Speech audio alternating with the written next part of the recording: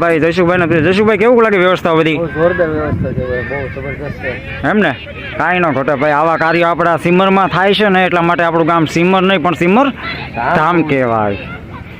તો હેલો મિત્રો, નમસ્કાર, જય શ્રી કૃષ્ણ, જય માતાજી. કેમ છો મારા વાલીડે? મોજમાં ને તો હું પણ મોજમાં છું. આશા રાખો તમે પણ મોજમાં જશો. તો મિત્રો આજે રોજ અમે અહીંયા નારિયેળી વાવે એક વ્લોગ બનાવવા માટે આવ્યો છે. વ્લોગ બનાવવાનું કારણ એટલું જ છે કે અહીં વાણિયા પરિવાર દ્વારા નવચંડી યજ્ઞનું આયોજન કર્યું છે. અને અહીંયા જ્યારે સમસ્ત વાણિયા પરિવાર જ્યારે આ ગામની અંદર ભેગો થયો હોય ને આવું ભગીરથ કાર્ય થતું હોય ને ત્યારે અમે કેમ ચૂકી જઈએ?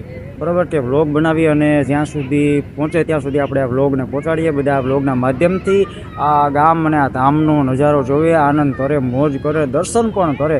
કારણ કે અહીંયા વર્ષોથી એટલે કે 1100 વર્ષથી વાવની અંદર આ માતાજી બિરાજમાન છે. જ્યાં લાડુમર પરિવારના ચામુંડામાં બિરાજમાન છે અને વાણિયા પરિવારના વાઘેશ્વરીમાં બિરાજમાન છે. તો અહીંયા વાણિયા પરિવાર દ્વારા નવચંડી યજ્ઞનું આયોજન કરવામાં આવ્યું છે. તો અમે અહીંયા બધા દર્શન કરવા માટે પણ આવ્યા છે.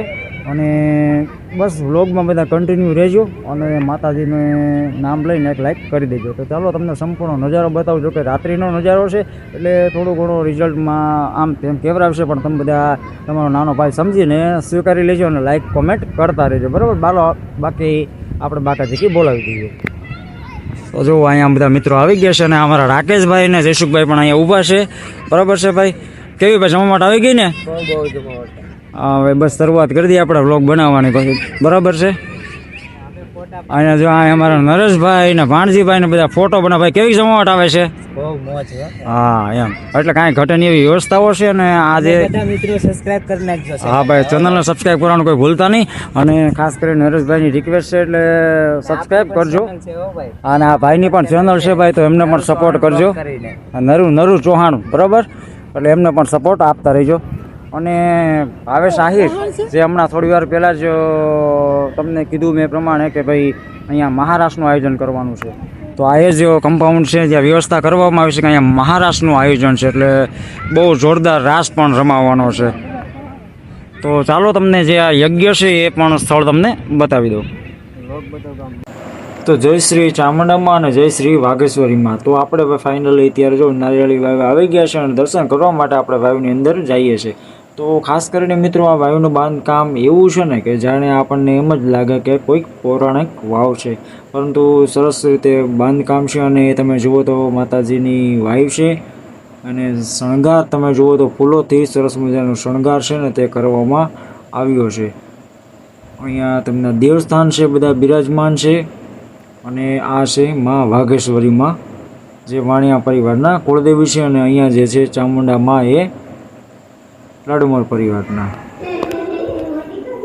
તો ભાઈ અત્યારે આપણે જે અહીંયા લાડુમર પરિવાર તેમજ વાણિયા પરિવારના કુળદેવી બિરાજમાન છે વાઘેશ્વરીમાં, અને લાડુમર પરિવારના ચામુંડામાં બિરાજમાન છે વાવમાં છે. અને આ જે નારિયેળી વાવ તરીકે પ્રખ્યાત છે, તો એ વાવે અત્યારે દર્શન કરવા માટે આવ્યા છે. અને અહીંયા ભવ્યથી ભવ્ય નવચંડી યજ્ઞ થવાનો છે. તો તે સ્વરૂપે આજે આપણે રાત્રે દરમિયાન વ્લોગ બનાવીશું અને વ્લોગ માટે અમે બધા દર્શન કરવા આવ્યા. તો સૌથી પહેલાં આપણા વ્લોગના માધ્યમથી માતાજીના દર્શન કરાવી દે. તો પહેલાં દર્શન કરી લ્યો બધા. તો આ ભાઈ છે વાઘેશ્વરીમાં. જોકે રાત્રિ દરમિયાન થોડુંક રિઝલ્ટમાં કેવરાવશે, પણ આપણે વ્લોગ બનાવીએ છીએ. પછી અહીંયા પણ સ્થાન છે. અને હવે છે ને તમને લાડુમર પરિવારના જે કુળદેવી ચામુંડમાં છે ને, તો એમના પણ દર્શન તમને સાથે સાથે કરાવી દઉં. અને અહીંયા જોઈ લો માતાજી જગદંબા ચામુંડમાં પણ બિરાજમાન છે. અહીંયા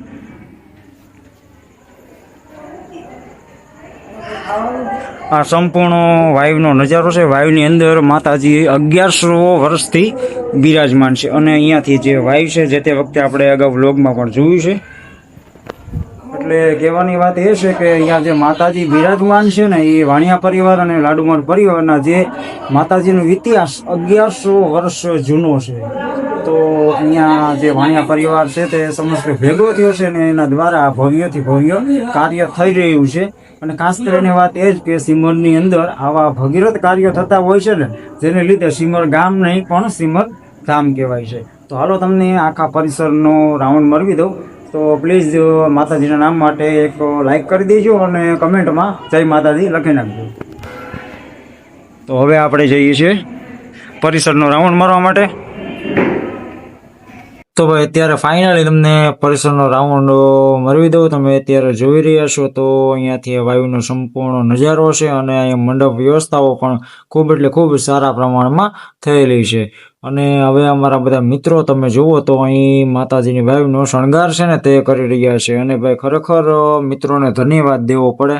અમારા ભરતભાઈ, હસુભાઈ, રાકેશ ને જયસુખભાઈ ને બધા જુઓ તો અમે જોઈ રહ્યા છે ને આ અમારા ગબુભાઈ ને દિનેશભાઈ ને ભાઈ ખાસ કરીને આ લોકોની સેવા છે ને તે ખૂબ મહત્વની છે. કારણ કે અત્યારે તમે જુઓ તો આ લોકો એવી રીતે શણગાર માતાજીની વાયુ માટે કરી રહ્યા છે જેને ખરેખર જોતા અદ્ભુત જ લાગે. આ અમારા દિનેશભાઈ જો કાંઈ ઘટે નહીં એવી ભાઈ એમની સેવા છે માતાજીના કાર્યમાં. હસુભાઈ પણ જુઓ તમે અત્યારે ફૂલોનો હારની શેર છે ને તે સજાવી રહ્યા છે.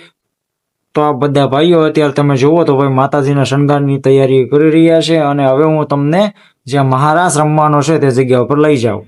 તો જોવો અહીંયા સુંદર મજાની વ્યવસ્થાઓ છે. અત્યારે હું છે, જયસુખભાઈ છે, રાકેશભાઈ, માનજીભાઈ અને બીજા પણ સાથી મિત્રો છે અમારા વ્લોગર નરેશભાઈ ચૌહાણ, બરાબર, એ પણ સાથે જ છે.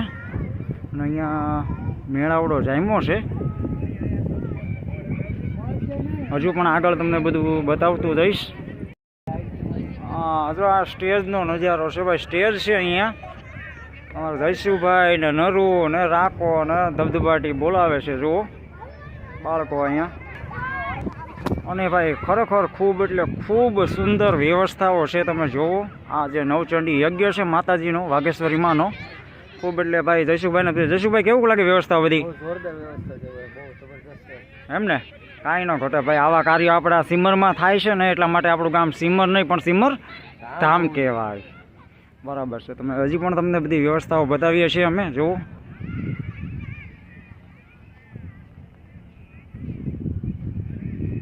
જોરદાર આયોજન છે ભાઈ.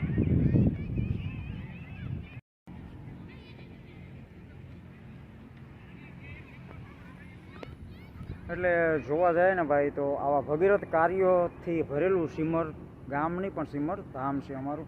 આજે અમને અવસર મળ્યો કે ભાઈ અહીંયા માતાજીના દર્શન પણ થયા અને એ બાને વ્લોગ પણ બનાવવાનો મોકો મળ્યો, બરાબર. અમે બધા જો અહીંયા આનંદ કરીએ છીએ અને વ્લોગ બનાવીએ છીએ અને અહીંયા જે આખો પરિવાર અત્યારે માતાજીના ગુણગાન ગાય છે અને આનંદ મોજ કરે છે.